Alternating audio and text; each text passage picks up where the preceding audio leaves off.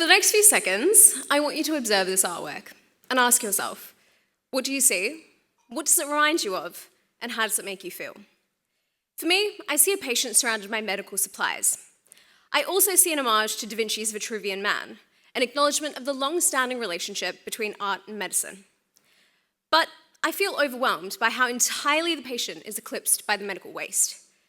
In reality, this artwork by Dutch artist Maria Koik represents the accumulated waste from her one mastectomy surgery.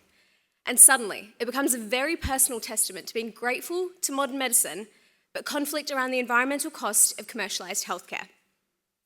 This was the image in a med school lecture that paved my investment into the issue that is unsustainable medicine. And remember this artwork, it'll be relevant again soon.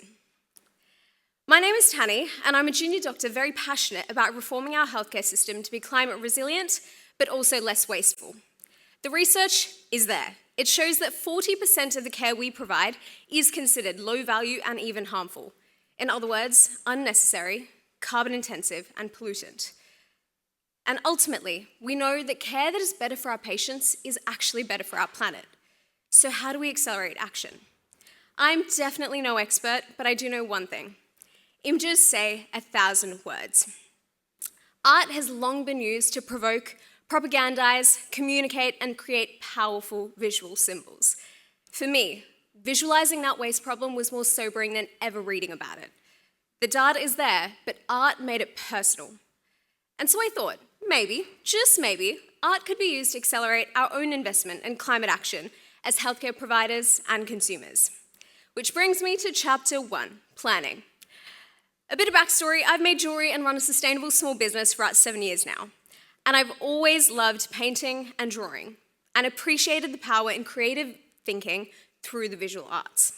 So from the beginning of Wattle, I knew I wanted to do two things. I wanted to create an art advocacy art exhibition, and I wanted to commission powerful pieces for the public to engage with. But I had zero expertise in either of those things. So I needed to enlist support. I approached 2 non-for-profits who could fill my knowledge gaps and provide supplies for artists to actually create the work out of and logistically help execute my project. First, Medical Pantry, a social enterprise which annually diverts over $200 million worth of usable medical waste out of landfill. And secondly, Climart, an arts and advocacy organisation which specialises in exhibitions centring this climate emergency. So Avengers Assemble, I now had a team and I didn't need to do this alone. Which brings me to chapter 2, travel. And whilst I mostly ate pastries in Europe, I did end up having some Wattle breakthroughs. Remember that artwork I showed you at the very beginning? Well, I took a bit of a chance, travelled to the Netherlands, pitched my project to the artist Maria, to be fair, on my tiptoes, and just like that, I had my first professional artist.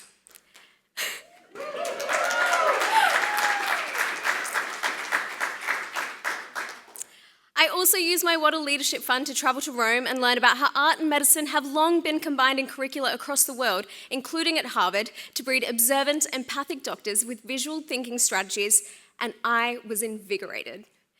And it wouldn't be a Europe trip without all the galleries and some more for fun, but somewhere along the way I also started painting again, and for that alone I was grateful to Wattle. Which brings me to chapter 3, back to reality, but admittedly a very exciting one. After 7 years of uni, a HECS debt I'm in denial about, and the liability that comes with an APRA registration, I graduated as the first female doctor in an immigrant South Asian family.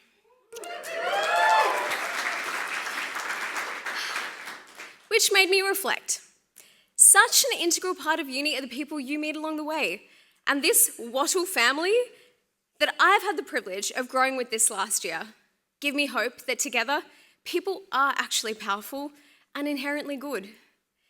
Not to mention the network, the mentors, and the incredible humans I've consulted along the way that prove that help is truly only ever an ask away.